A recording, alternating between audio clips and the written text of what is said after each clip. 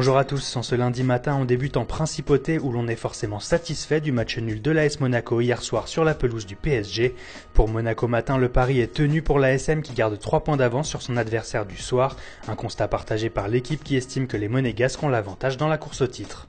En Espagne, une vraie tendance se dégage aussi en tête de la Liga puisque le Real Madrid a profité du nul du Barça et de la défaite de Séville pour prendre 4 points d'avance grâce à sa victoire sur la Real Sociedad.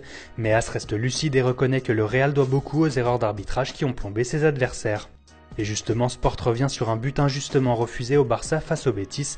Il y avait bien but et cela pourrait coûter la Liga, titre le journal catalan qui parle d'une erreur scandaleuse. Mais on notera aussi que le quotidien retient les sifflets de Santiago Bernabéu à l'encontre de Cristiano Ronaldo et la réponse de ce dernier qui a lancé des insultes qu'on se gardera bien de traduire à l'encontre de ses propres supporters. De l'autre côté de la Manche, on retrouve forcément Dimitri Payet à la une des tabloïds. Tard hier soir, l'OM et West Ham ont officialisé le transfert du Français pour 29 millions d'euros.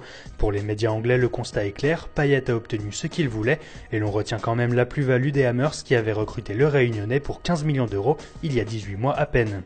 Toujours sur le mercato, le dossier Wayne Rooney fait encore parler et le Daily Star nous apprend ce matin que son épouse aurait donné son feu vert pour qu'il accepte un contrat en or venu de Chine, avec une petite condition tout de même, elle et ses enfants ne voyageront pas avec lui et resteront en Angleterre. La balle est donc dans le camp de l'attaquant des Red Devils. Et on termine en Italie pour découvrir que la Juventus réserve peut-être une dernière surprise sur le mercato. Le Corriere dello Sport nous apprend que la direction de la vieille dame a lancé l'assaut final pour essayer de recruter le milieu brésilien Luis Gustavo avant la fin du mercato hivernal.